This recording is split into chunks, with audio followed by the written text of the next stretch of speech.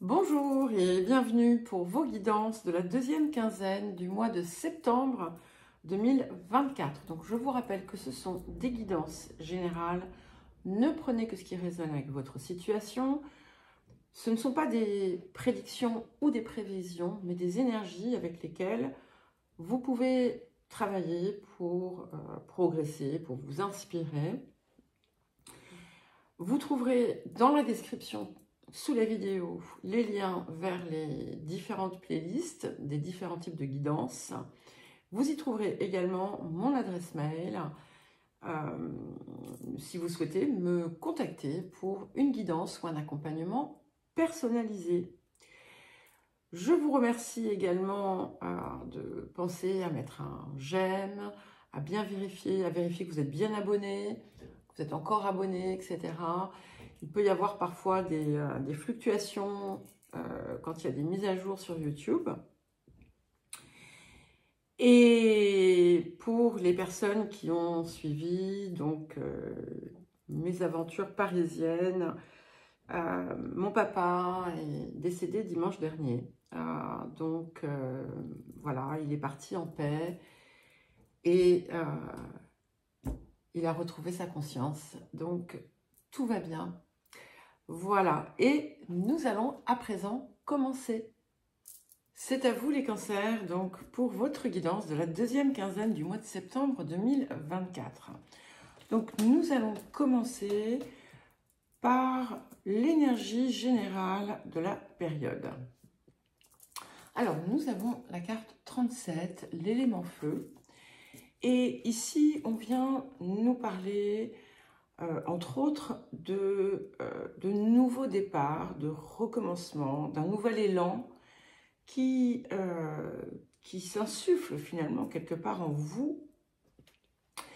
Et ça peut indiquer aussi de la passion pour quelque chose, l'envie de reprendre, de retrouver son énergie, de laisser le passé derrière,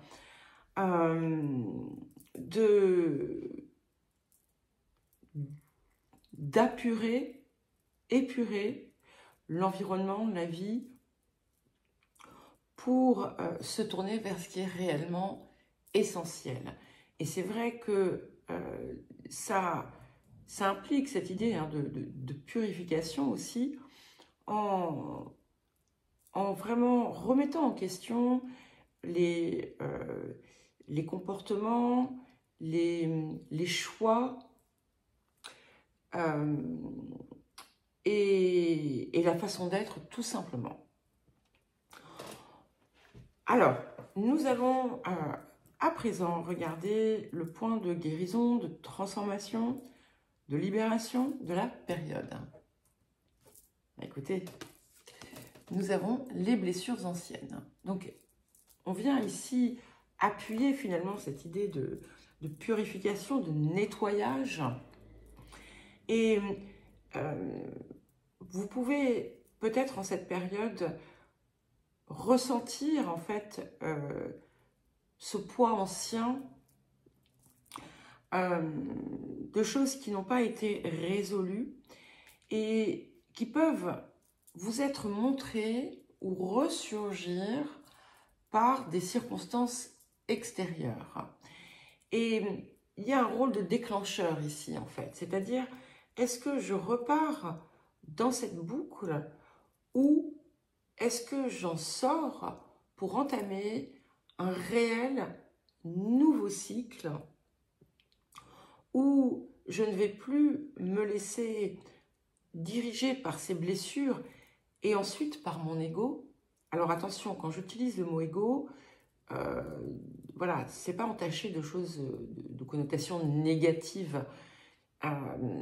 C'est en fait cette espèce de réactivité que l'on peut avoir et qui ne fait regarder que le point de blessure, mais pas tout ce qu'il nous apprend, tout ce qu'il nous enseigne, tout ce qui nous invite à dépasser et à laisser derrière. Alors, le rapport à l'abondance, magnifique, et nous avons la carte des mots d'abondance.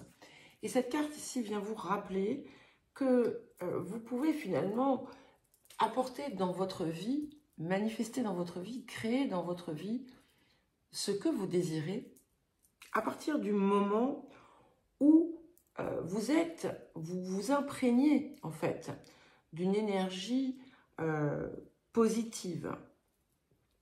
Et alors attention, on ne parle pas du positivisme toxique, hein, bien entendu, mais de ne pas se laisser envahir par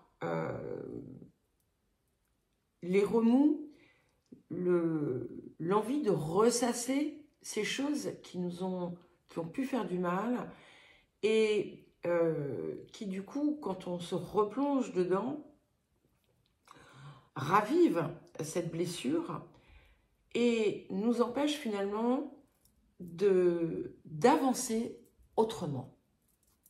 Alors, à présent, nous allons passer aux énergies actives de la période. Et c'est très intéressant parce que elles viennent finalement appuyer ce qu'il y avait ici sur la part d'intériorité. Et on a vraiment cette idée de passage, de changement de cap, avec une attitude. On vous invite à prendre les événements, à prendre les circonstances avec fluidité, à savoir apprécier aussi les choses simples en fait de la vie, du monde,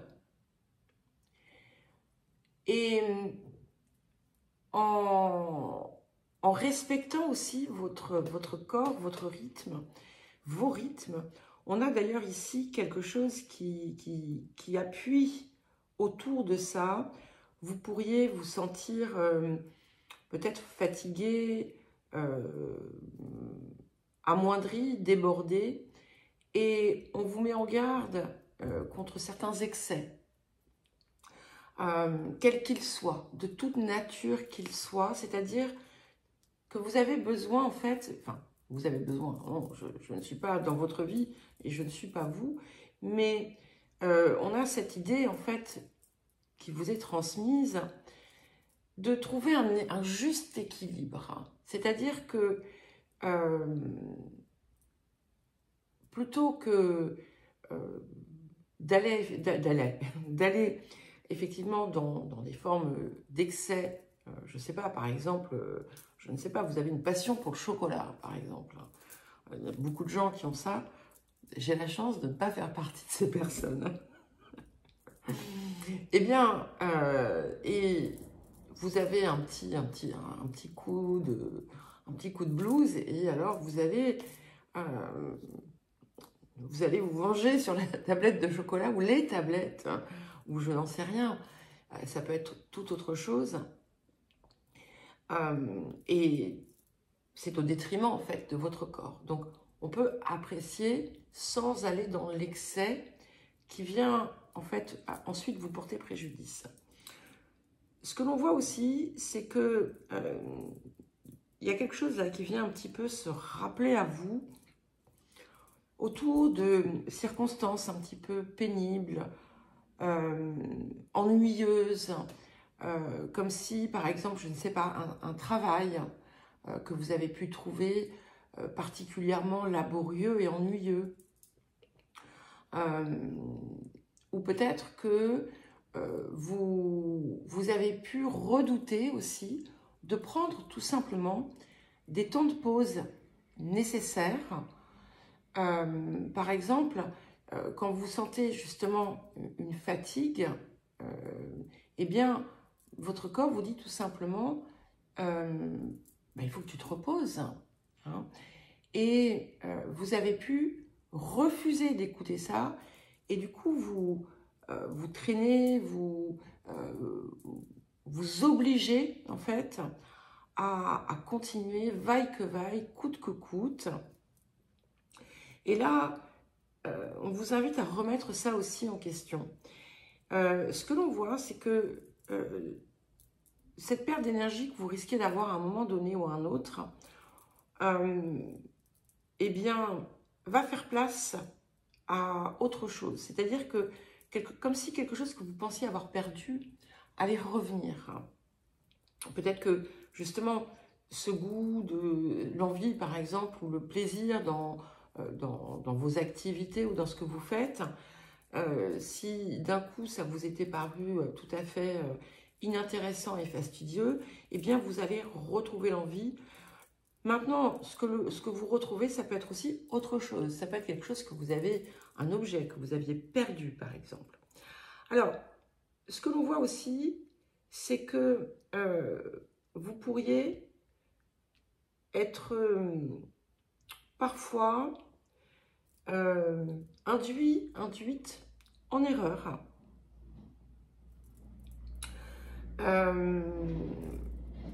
Et justement, à cause de ce déséquilibre qui apparaît dans certaines sphères de votre vie. Et en fait, ça peut, effectivement, forcément, ça vient toujours de l'extérieur. Si par exemple, quelqu'un cherche voilà, à vous la faire à l'envers, comme on dit, vous pouvez tomber les deux pieds dedans, vous laisser avoir, entre guillemets, mais vous pouvez aussi ne pas le faire. En général, il y a toujours quelque chose qui vient vous montrer ce qui se passe. Mais si vous le faites, et si vous répétez en fait ce type de, on va dire, entre guillemets, d'erreur, c'est que vous n'avez pas tout à fait intégré la leçon. Et ce qui peut se passer aussi, c'est que votre mental refuse en fait de voir les choses autrement, ou encore vous pousse dans une direction qui vous mène à faire des choix qui ne sont pas, on va dire, entre guillemets, corrects, du moins en termes de votre propre conscience, d'accord? Et là, ici, il y a quelque chose qui vient changer. Il va falloir peut-être entendre une remarque que l'on peut vous faire, qui peut chatouiller effectivement votre ego, mais ça va vous aider, si vous acceptez de prendre un petit peu de recul face à ça, ça va vous aider ensuite à inverser la situation. Parce que ce qui arrive maintenant, c'est que tout va se réajuster. Il y a l'idée d'une... je suis désolée parce que c'est comme une histoire ici hein, qui me vient. Il y a quelque chose qui a été en déséquilibre, ou qui a été injuste,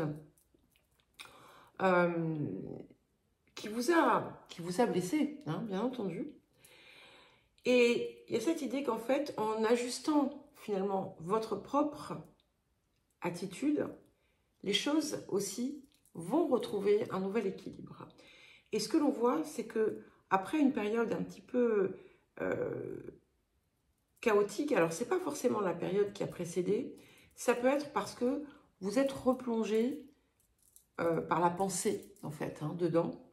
Eh bien, on a toute une nouvelle façon de faire et toute une nouvelle vie où finalement, tout vous réussit.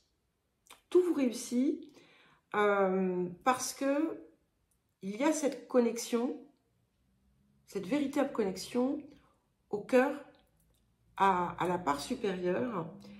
Tout ce qui est en lien aussi avec l'eau, de façon directe ou indirecte, ou encore avec la spiritualité, mais pas la spiritualité, non, là, on va parler de connexion, voilà, de reconnexion à soi, et à cette part, hein, en fait, divine qui vit en chacun, qui vient en fait vous aider à transformer votre vie de façon extrêmement positive. Et vous allez voir, vous allez comprendre que finalement, toutes ces choses, toutes ces situations qui furent un peu désagréables, étaient là pour vous mener, en fait, dans la direction que vous souhaitiez. Et ça va peut-être même être, pour certains et certaines, assez surprenant, parce que au moment où vous allez avoir l'impression que vous faites une erreur, vous allez vous rendre compte qu'en réalité, cette erreur était importante. Voilà. Je ne sais pas si ça sera clair, mais en tout cas, les perspectives sont très belles, parce que même si j'ai appuyé sur ces zones un petit peu délicates et difficiles, on a vraiment de la réussite, des solutions qui pouvaient sembler, enfin des situations qui pouvaient sembler insolubles, qui se résolvent de façon parfaite. La réussite de ce que vous entreprenez, avec toujours cette idée de changer de perspective et de vous assurer que derrière chacune de vos intentions, on a quelque chose de pur, quelque chose qui vient du cœur. Voilà les cancers, écoutez, j'espère que cette guidance saura vous aider. Je vous embrasse et je vous dis à très vite.